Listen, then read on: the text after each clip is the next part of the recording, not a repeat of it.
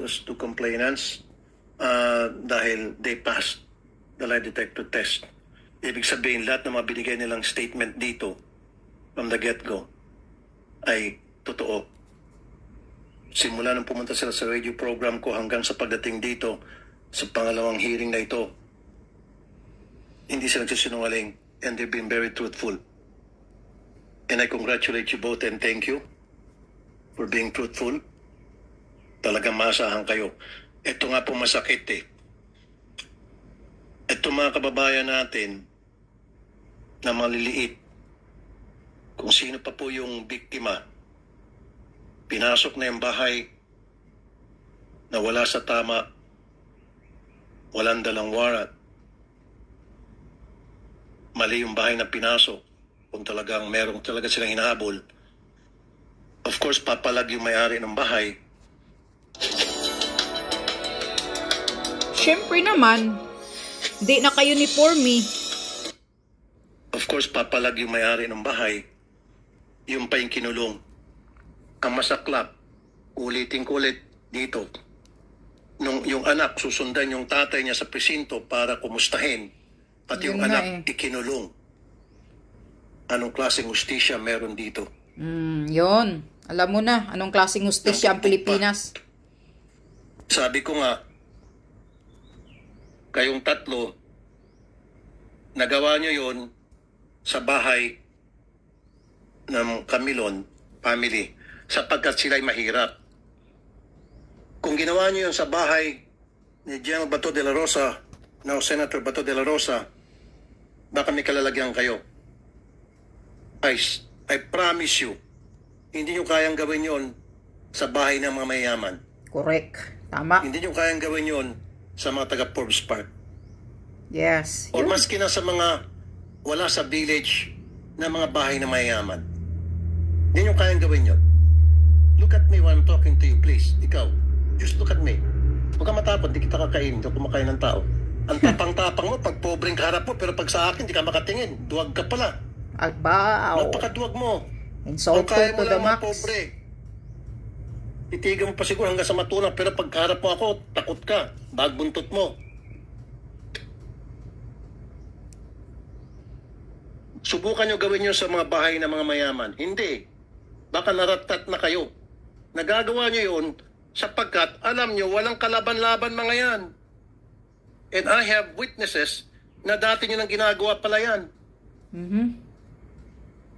At kinukonsinti kayo na inyong chief of police. Yun Pinasibak lang. ko, ibinalik. Pinasibak, binalik. Anong klaseng hustisya meron tayo sa Pilipinas? Tama. Pag pulis ang may kasalanan, bine-baby-baby. Tama. Pero pag ordinaryong maliit na mamamayan natin, agad-agad nakukulong. Pag minalas-malas, sinasalvage pa. Totoo yan. Matatakbo na ng patay at nagbigti kuno. Agree ako dyan. Bakit ganito ang hustisya sa atin? Pag pulis, nagtatakipan, nakakalusot. Pag pobreng kababayan natin, nakukulong agad. Yung mga karapatan, tablado. Agree ako dyan sa sinasabi ni Rafi. Nabubukbog pa. Ngayon, nasibak na itong si Chief of Police dahil sa mga lapses na binanggit ko, ibinalik.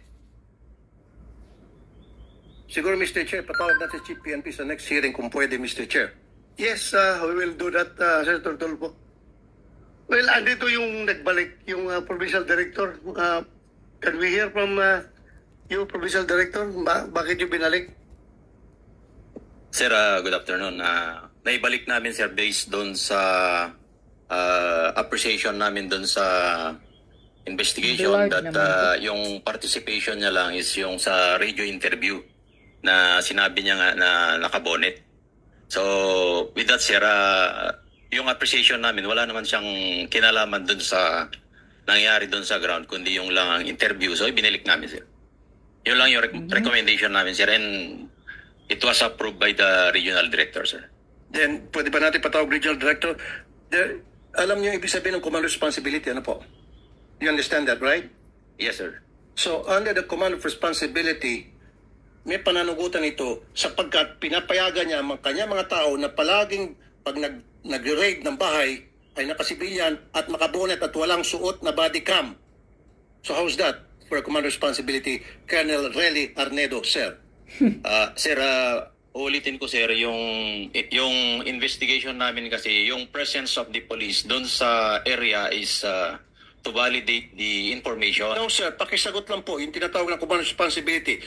Yung estilo ng kanya mga bata under his command, these 3 people, these 3 policemen, kapag nagsaserve ng warrant, nakasibilyan, nakabonet, nakajenelas, Your Honor, Senator Tulfo, hindi pa pala ito nakapag oath. Comsec, please administer the oath. Yes, sir. Sir, kindly stand up, please. Please raise your right hand. Do you swear to tell the truth, the whole truth, and nothing but the truth in this investigation, sir? Thank you, sir. Please take your seat. Colonel, ulitin ko. Mga pulis ninyo, nag-raid ng bahay, nakasibilyan, nakabonet, walang body cam. May lapses doon. Ngayon, sino ang boss nila? Sino ang superior nila? Of course, the chief of police, sir. Exactly. So doon ba sa mga binanggit ko, may pagkukulang bang mga pulis doon? May lapses ba doon?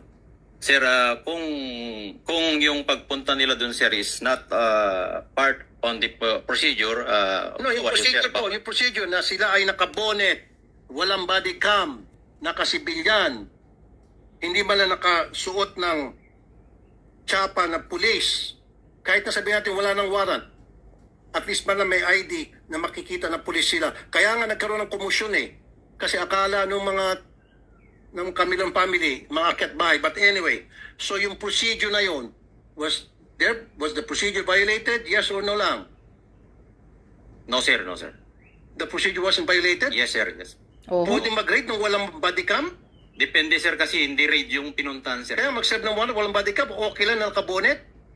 Pwede, sir, kung covert operation kasi yun, sir, yung nakita namin doon sa report. It is not a covert operation. They are trying to serve a warrant, Colonel Arnedo. Sir, walang warrant tong pumunta sila doon, sir. Based doon sa... So wala silang warrant? Yes, sir, nan. Okay, bingo. Nung last hearing, Bingo ka na. sinabi dito na merong warrant, na walang warrant. So kung walang warrant, you're saying it's a covert operation, but they're resisting, napahinga sila ng untong hiringa. Wait a minute, Colonel, let me finish. Huli ka na. Baka pati ikaw, paparilib ko. Wow. Yes, sir. Makinig ka.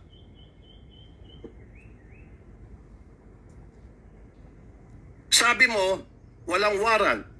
Nung last hearing, merong warrant. Makinig ka. No, Colonel.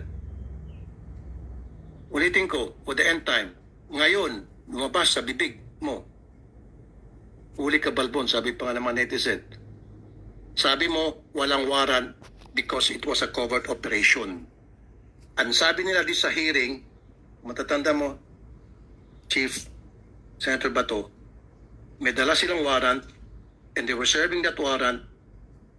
In fact, wala silang search warrant pero meron, wag ka muna sumagot. Wala silang warrant dahil merong tipster. That's why they don't need the search warrant anymore.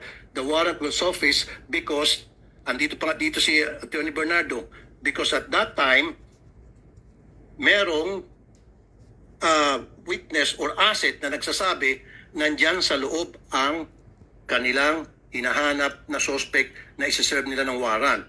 Do you remember that, Attorney?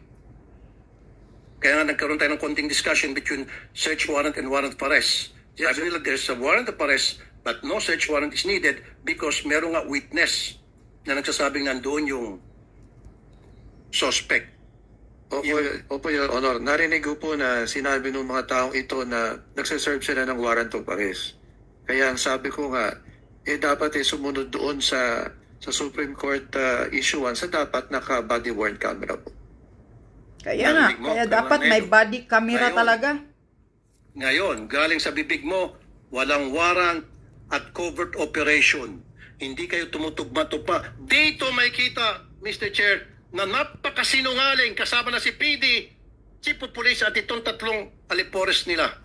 You see, Colonel, you're a bad example of the PNP. Your Honor, Senator Tulfo, klaruin mo natin. Yes. May warrant o wala? Sir, may warrant, sir. Pero yung sinasabi ko, sir, Ha! nagbabalidate Diyan na dismaya si Senator Rapi. Chief Intel, walang dalang doon, pero nagbabalidate nga. Pero But meron there's a warrant yung subject. Mayroon, sir. Hindi lang nila bit-bit yung Yes, warrant. sir. Yun ang ibig kong sabihin, sir, na hindi lang nabitbit yung warrant because they are validating. Chief Intel po yung nandun, sir. Klaroy natin, covered ng warrant yung Yes, subject sir. na hinahanap nila. Yes, sir. Hindi lang nila bit-bit yung papel. Yes, sir. Oh, klaroy mo Then, pagka... walang warrant, dapat di kayo pumasok. Sir, actually, sir, hindi sila pumasok, sir. Sorry, Hindi sila sorry po, Chief. Doon pa lang nagkaroon ng inconsistencies. I'm sorry, Chief. Yes. Parang nabibaby to eh. The way I look at it. Parang nabibaby na naman to eh. Nakakawala na naman to eh. Huli ko na sana to eh. Ha! Nakakawala na ulit. Tama. Sinabi mo walang warrant. Sinabi na nga mismo ni Atty. Bernardo, sabi ng mga pulis mo meron. Tapos ngayon sinasabi mo wala. Sinabi ng mga pulis mo nandito, dala nila yung warrant. They were there. Here. Dala nila yung warrant. Ngayon sinabi mo walang warrant, pero nung baby ka, sabi mo, Klaroy ko lang, Sir Tutulpa, hindi ko binibaby itong mga tao na ito, ha? Kahit na mga dati ko itong mga tauhan, alam mo na, kita mo naman, kung ako hindi ako gagalit dito sa kalukuhan nila. Ako lang, I'm just trying to explain na kami sa PNP, kapag nag-operate kami, lalong-lalo na pagkilala yung cooperatives, number one, we allow them to use bullet para hindi sila makilala. Pero yun nga, pag i-serve na yung warrant, dapat mayroong uniform personnel na kasama. Pero yung presensya na doon para mag-confirm kung andyan o wala yung subject, wala mong problema kahit na nakahubad sila dyan, nakachilas, kasi that's part of the intelligence operations na ginagawa ng police. Pero kailangan, pag-serve nila, dapat may kasama na silang police na uniformado.